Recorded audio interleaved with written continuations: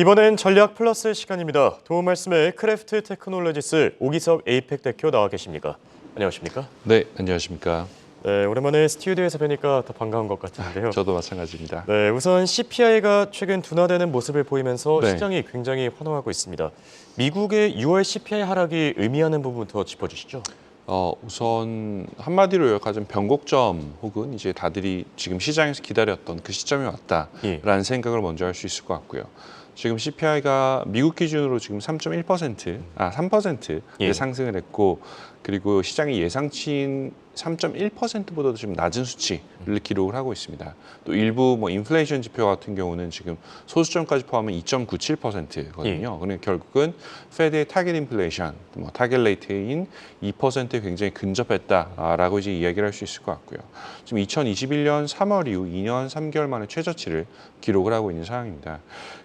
최근에 사실 좀 불안하게 반등 기미를 보고 있던 이제 근원 CPI도 같이 이번에 그렇죠. 둔화를 하면서 그 연준의 추가 금리 인상을 둘러싼 불안감이 좀 많이 해소되는 게 아닌가라는 지금 해석이 나오고 있고요.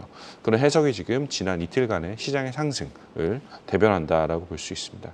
근원 소비자 물가 같은 경우는 0.2% 지금 월 기준으로 상승을 했는데 작년 동기 대비로는 4.8% 상승을 했고요. 지금 시장에서 가장 기대하고 있었던 내용이 이제 숫자로 확인되면서 불확실성이 사라지는 그런 시점이 아닌가라는 생각을 하고 있습니다.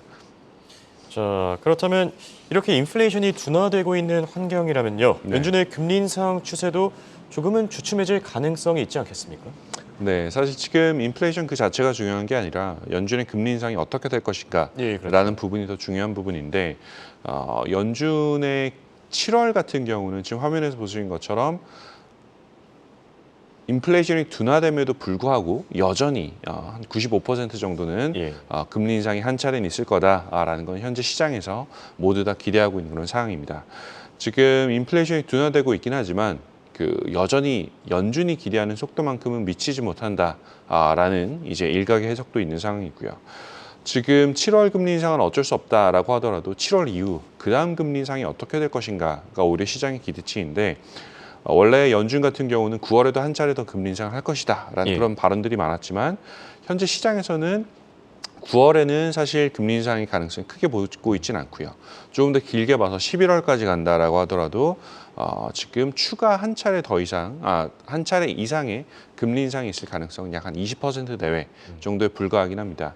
그래서 현재 시점에서는 아마 어쩌면 이번 7월 금리 인상이 작년 1월부터 있었던 1년 반 동안 금리 인상 사이클의 종료가 되지 않을까라는 그런 생각을 해볼 수 있을 것 같고요.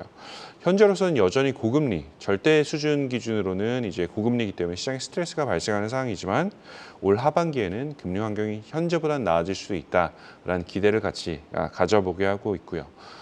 다만 이제 인플레이션이나 CPI 같은 경우는 긍정적으로 나왔지만 여전히 연준이 최종적으로 방향성을 결정하기에는 PCE, 그중에서도 근원 PCE 수치가 나와 주어야 합니다.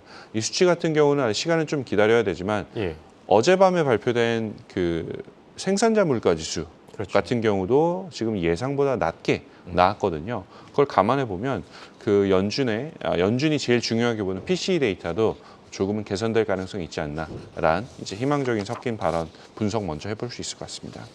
지금 말씀해 주신 대로 연준은 연내 2회 추가 금리 인상을 예상하고 있고요. 네. 시장에서는 1회 추가 금리 인상에 베팅하고 있는 것 같은데 맞습니다. 투자자들 입장에서는 상당히 고민이 늘어날 것 같습니다. AI 모델이 선호하는 섹터 있겠습니까? 맞습니다. 지금 우선 고민을 이제 어떻게 해석하느냐 혹은 전망하느냐가 사실 더 중요할 텐데, 저희 모델이 현 시점에서 이제 선호하는 섹터들, 우선 이제 결과부터 먼저 말씀드리면 커뮤니케이션하고 IT 섹터를 여전히 선호를 하고 있고요. 이게 거기까지 나가는 방법에 대해 좀 말씀을 드리면, 저희 섹터 로테이션이라는 모델이 지금 미국 운용사에 공급되는 모델이 하나 있는데 2단계로 구성된 모델입니다. 첫 번째 단계에서는 현재 시장의 국면을 먼저 판단을 하고요. 그래서 시장의 하락 위험이 얼마나 되는가를 봤을 때 1단계 모델에서는 현재 시점에서는 시장의 하락 위험은 크지 않다라는 판단을 하고 있고, 그렇기 때문에 방어주보다는 조금 더 이제 경기 민감 섹터로 지금 선호를 하고요. 두 번째는 그 안에서 이제 비중을 결정하는 이제 섹터 모델이 있는데 이 모델 같은 경우 현재 말씀드렸던 것처럼 최선호하는 섹터는 커뮤니케이션 서비스, 두 번째는 산업재, 세 번째는 IT, 세 가지 섹터를 가장 현재는 선호를 하고 있습니다. 커뮤니케이션이라고 하면 보통 이제 메타라든지 이제 구글 같은 종목들이 있고요. IT는 다 아시는 것처럼 뭐 애플, 마이크로소프트 이런 종목들이 있는데 금리 인상이 한 차례 더 있을 것이다 라는 예상에도 불구하고 현 시점에서는 빅테크 위주의 종목에 대한 선호도를 놓지 않고 있는 그런 상황입니다. 네, 지금 AI 모델이 얘기한 종목들을 종합해 보면은 Magnificent Seven, 그러니까 맞습니다. M7이라고 불리는 종목들이 다 담겨 있는 것 같은데요. 네. 하반기에도 이런 종목들이 시장을 주도할 것이다, 이렇게 예상하는 겁니까? 하반기에도 그 M7 예. 종목들에 대한 매력도는 떨어지지 않을 것이다 라고 현재 보고 있는 것 같습니다. 지금 미국 대형주에 대한 관심은 사실 지금 굉장히 크게 지속되고 있거든요. 예. 이제 말씀 주셨던 것처럼 이제 Magnificent Seven 같은 종목이 시장을 상반기에 끌고 오면서 뭐 지수 투자가 무슨 의미가 있냐라는 이야기까지 지금 나올 정도로 예, 맞습니다. 시장과 괴리가 발생하는 상황이고요. 지금 이런 이제 M7 종목들이 상승했던 배경을 크게 두 가지로 보면 첫 번째로는 이제 금리 인상이 언젠가는 멈출 것이다라는 기대감이 있었던 것 같고요. 두 번째로는 역설적으로 고금리 환경에서 잘 버틸 수 있는 종목들이 무엇일까라는 걸 봤을 때 오히려 이런 M7 빅테크 종목들이 이제 그 사람들의 기대치를 충족시키는 종목들이었던 것 같습니다. 지금 이제 미국 빅테크 종목들 같은 경우는 수익률뿐만 아니라 사실 그 종목의 퀄리티도 굉장히 우수한 상황이거든요. 이제 시장 특성 중에 하나가 올해 보면 정말 중소형주들이 힘을 못 쓰는 이제 그런 상황이죠. 고금리에 버티기도 힘들고 혹시라도 경기 침체가 온다라고 하면은 이제 그 타격을 받을 가능성이 크기 때문에 근데 지금 그런 이제 리스크들 때문에 현 시장에서 제일 중요하게 보는 거는 기업의 대차 대표가 얼마나 건전한가 아니면 현금 창출 능력이 얼마나 강력한가. 그리고 사실 작년 초부터 나왔던 얘기이긴 하지만 기업의 가격 결정력, 그러니까 소비자들을 대상으로 한 가격 협상력이 얼마나 있는가라는 부분이 이제 중요한데 이 부분이 지금 다 투자에서는 보통 퀄리티 팩터라는 팩터로 구분을 하고 있습니다. 그리고 지금 이제 빅7 종목들, M7 종목들 같은 경우가 이런 대표적인 이제 퀄리티 높은 종목들이고요. 한편으로 이제 투자자분들이 불안해하는 건 충분히 이해는 갑니다. 시장이 사실 많이 올랐거든요.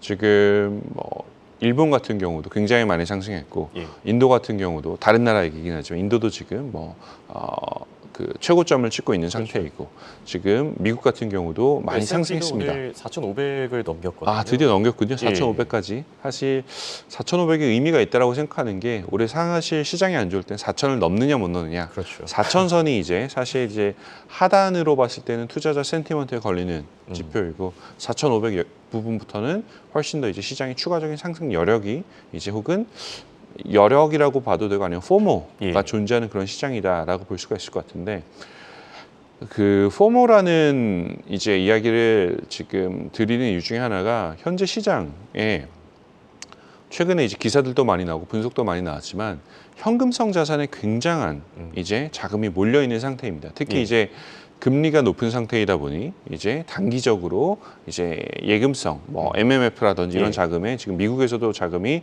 엄청난 규모로 몰려 있는데 금리가 하락하는 상황이 오고 그리고 기업이 실적이 주가의 상승을 받쳐주는 그런 환경이 온다라고 하면 추가 주식시장의 상승이 이제 포모로 연결될 가능성도 있다라고도 생각이 됩니다.